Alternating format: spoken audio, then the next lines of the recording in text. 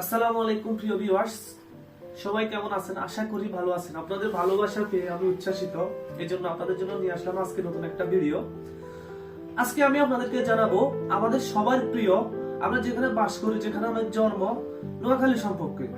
আমাদের এই নোয়াখালী জেলা প্রতিষ্ঠিত হয় 1821 সালে, যেটা বুলুয়া নামে যাত্রা শুরু করে, এবং এটা 1968 সালে নোয়াখালী বর্তমানে এই নাম নিয়ে শুরু করে।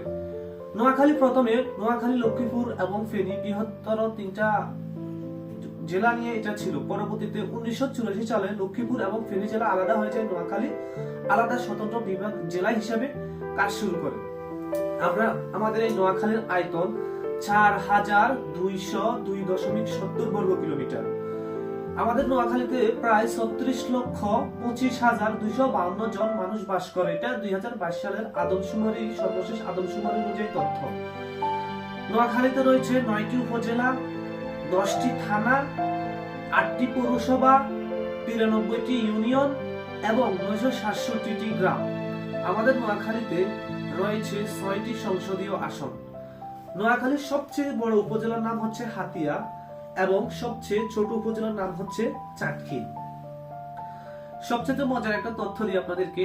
সর্বশেষ অর্থনৈতিক সমীক্ষা অনুযায়ী আমাদের নোয়াখালী জেলা বাংলাদেশের সবচেয়ে ধনী জেলা হিসেবে আত্মপ্রকাশ করেছে।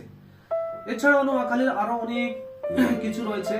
আপনারা কে কি জানতে চান কমেন্টস করে জানান, অথবা আমার কোনো মিস ইনফরমেশন থাকলে অবশ্যই আপনারা কমেন্টস করে জানাবেন। সবাই আমার জন্য দোয়া করবেন। আসসালামু আলাইকুম।